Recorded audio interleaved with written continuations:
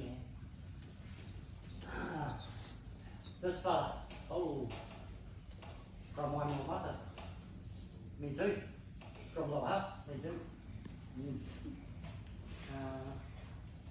Yeah, there's a name on our logo. There's names on there. Me too. What else? Man, I remember when I started training, this fella would come into my shop and buy like banky sheets and like wristbands and was running on. I like chuck the bell and all these crazy UFC kicky punchy dudes and stuff. And I was like, and so, bro, I've got this fella coming down from Te Kaha. He's from Wellington. So, oh my goodness, what's his name? Didn't know.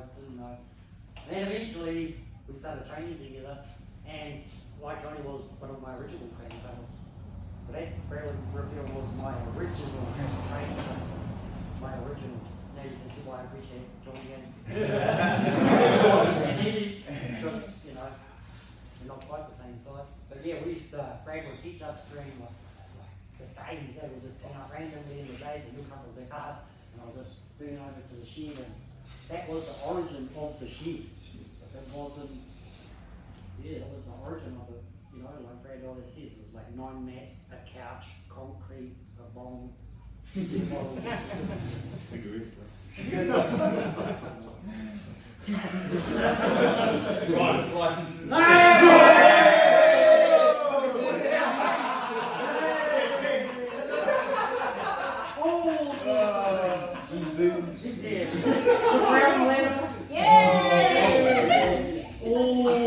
Anyway, that was the origin of that club. We were rugged, we were raw, we had full technique, but fuck, we were committed. And we were committed. We were going hungry. And so, yeah, that was our origin of our relationship as far as jiu-jitsu was concerned. He competed with us. He done all the things with us. He took it back with us. He forced us to go and get fucking tattoos on him. I remember. It was like, nah, I'm never going to get any tattoos. Bro, we're going to go down, we're all going to get tattoos. And he was first, eh? Yeah, he was first. And then, but so many fun things and great experiences that have come from that origin. And they still are. What a beautiful seed to plant. That's what I was saying. just following on from Toko, Brad Rapira, I think he texted or rung up, and he said, I've heard there's this jiu-jitsu in Whakatane, and he was looking after youth from Te Kaha because he's an ex-police officer. And he came through to the shed, and I think at the time we had 2 students for about a year. It was myself and Nessa. And then we turned up every Tuesday, Thursday, so the 5:15 time is when we started our classes, and it's been that way for like 15, 18, 20 years. We've never changed that time. And even if there was only one person on the mat, we just turned up, and we just prayed one day someone would turn up. And Brad Rapira was like, the other person was like, oh man, it's the biggest thing. He came through, and if you start to understand Big Brad, his aura is very, when someone's presence has just got this, they've got this power, this intensity. When he walked into the shed, I knew, I was like, we're in for a dog fight. And and I remember we were fighting, and it would always be blood. It was just different times to do it. It was illegal times. And the timer would go off, but we just didn't like losing, so we just stopped. Blood coming out of the mouth. Oh, stop me, stop. Just crazy. King, just crazy old dogs. But yeah, Brad Rapira was always an integral part of the gym and the foundation. In regards to the tattoo with this guy Sam, he was down the Hess, is one of the rollers with us as well. He drew Whale Island, put the circle on like the Gracies, and a tranga, which symbolises the strongest form of balance, and that's where it came from. And we picked Motsu Hora because we all lived in different parts of the Eastern Bay of Clean, but we could all see from our houses that, so that was our center point, and that's why we all came from, we were all split apart, but we could all see Whale Island, and that's why that became our symbol. Okay, so now you understand. And then, yeah, and Brad Rapira moved down to Palmerston North, opened up his own jiu-jitsu kura down there, his own academy. He's been going for years and years, so he's been on the mat in, I don't know, 16, 20 years. It's been so long now, I've lost count. But it's so good, even though we're way past. When we do roll, we probably last 1 minute if it goes up or spew. But you know, our time's up, and it's good to see all you young lions just hungry. Like, even I was sitting there and I was looking at all the old dogs, and we all just going, like, nuts. Now we look at it, we're like, these guys are just too aggressive. Time to change for us, I prefer Netflix and reruns of the Johnny Depp trial. It's quite good. But yeah. So yeah, Brother Brad piece and the table part, and we split up all over New Zealand. We've had members all over New Zealand, and we've lost many. We've had one murdered, we've had some murdered, some died, a lot died.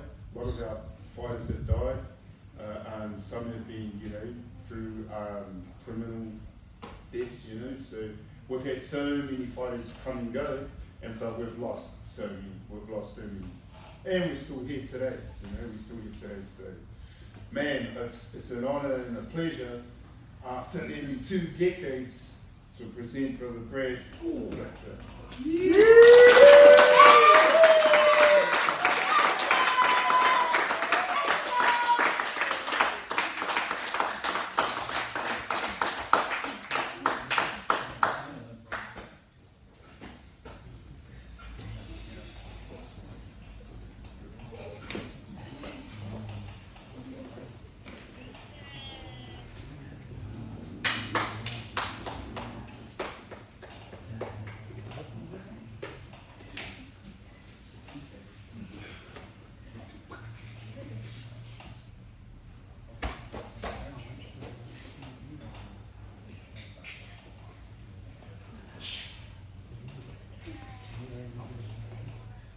Jerry's the one I seen him do a Father Ben's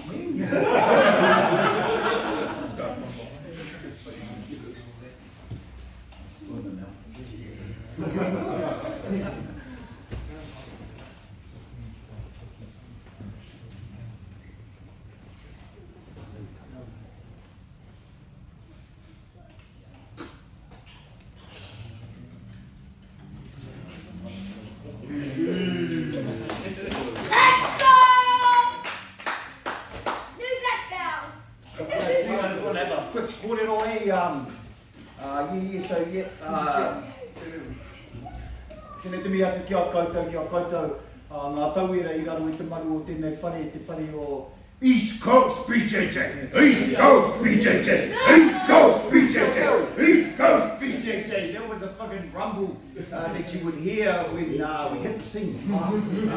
East Coast BJJ was crying out across the nation because we were just hories from a garage no one heard of. And we would go into competitions and just bring the fucking fear, bring the warrior spirit. But I want to go even back further than that. Yeah, I came over because I was in a couple haka group with Taylor. And he was talking about jiu-jitsu, and I was like, oh yeah, I know a bit of jiu-jitsu, you know, UFC player, watch it there. And so I did a quick armbar on him, and he goes, oh, there's a fella Brad Gore down Whakatane, blah, blah. So I head down there, and I walked in and seen him, and I was like, oh yeah, fuck, always this cunt. Oh, you know, no Jesus, just fuck with this rugged. And we get into it, and it was just dog scrap, hey, there's blood coming out, and I had him fucking back headlock, and his teeth were in the hair, and I was like tapping him, like, and we got out, but just soon, just ugly hours of scrap, and from that on in, fuck, just loved you, bro. Just loved you, eh? And then NASA was next, and it was always just scraps, eh? And fucking it'll be beautiful days, eh? Whakatane, sunny days, hot, everyone's at the beach, bring our geese in the garage, eh? We wanted nothing else. And anyway, like I said, it was in the mere beginnings of it here in Whakatane, and so I'd come over, get some extra time with Brad, and we'd put the mats on the roof, and we took them down to a park. Yes. Louis can hear us. Fucking homos! What are you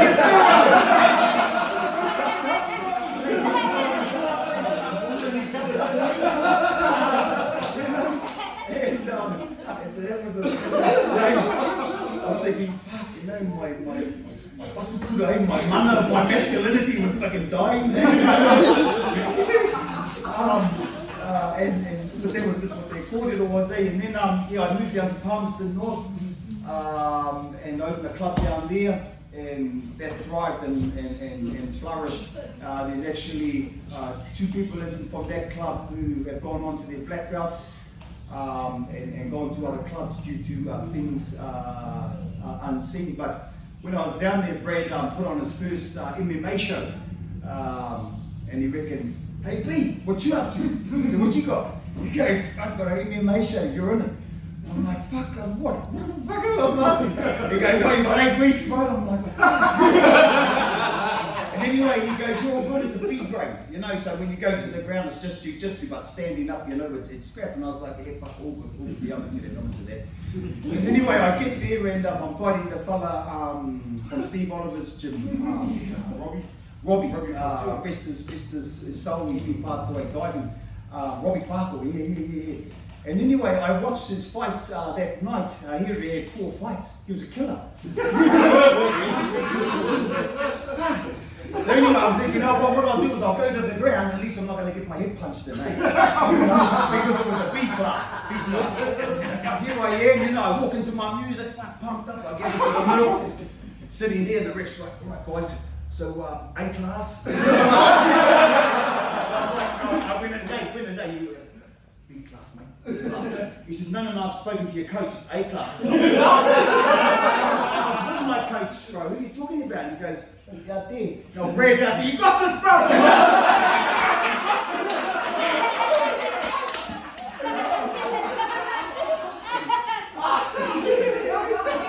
And so, you know, that's just what you expect, you know, when the bro asks you to step up. He goes, "Fuck, no." I couldn't exactly say, "Oh, fuck, not me."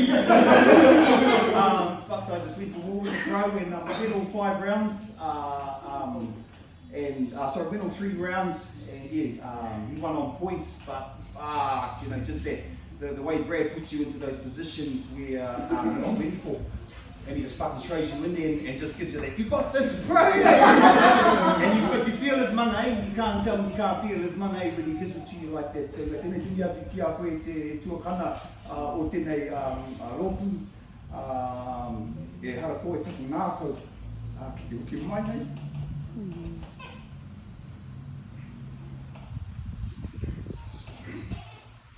Tēnei whare I taku timata I taku whātoko, mai te timata, ka haere mai a Pina Simpson, ka hoa atu ki a hau I taku 2 tabs, pair for my first grade, him, flop and big bird. So, you know, and as it is now, I've done a full circle, and now I'm in Southern Tribes, Tsunami whānau down in Palmerston North, but forever East Coast PJJ. Yeah, love you, bro. I'm leaving my bro.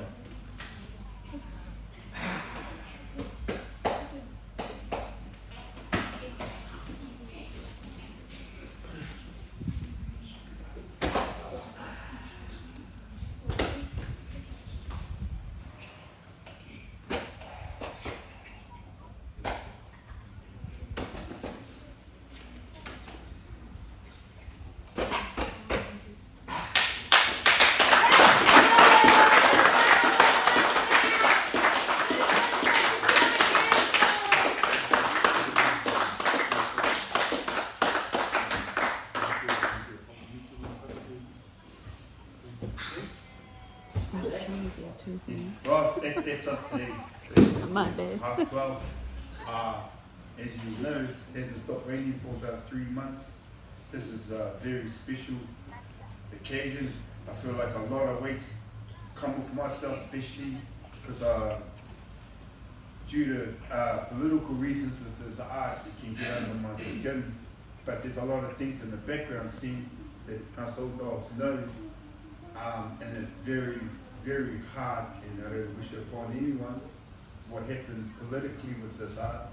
And we've been fighting for Rapira to get his black belt for nearly 8 years, 5, 6 years. We got to this point anyway. But hey, it's another time, another story. But just know that it's funny how people come and go, life goes on, and then you go full circle.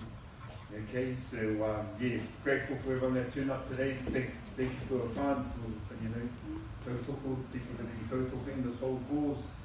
And that's all we're here for. We're just here to share our knowledge and give us the best versions of ourselves, of the art that we know and the techniques that we know as well. And this is one of those arts to me that I don't really like asking money for. It's just, I'd rather just, just give it this. I don't do this because it's work. I love this. I 100%. I could sit here all day and go home midnight if I had my way. I just love being on here. There's something about it. But Brad, you truly deserve this black belt. He was a very fierce fighter. He was cunning. He was very cunning to fight against. When we were in our 20s and we used to compete, you just, even though there was this kind of background thing where we were all getting good and we were bringing home the gold, but our divisions were getting closer. So I think the brothers were all like getting their own DVDs and not sharing together.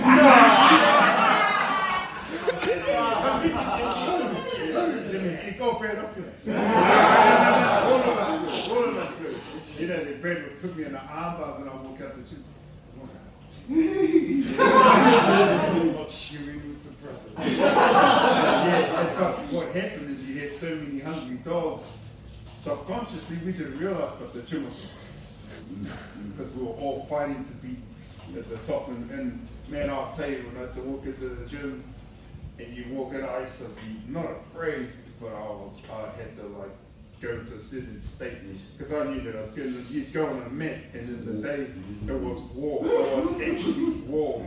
And this is one, I've got it on video, that Brad Rapira throws NASA through the wall and his hair comes out the shield. And I'm from Poland and you see the What you don't know is Brad was like, keep going! It was a different time. We were just mad scrappers. But anyway,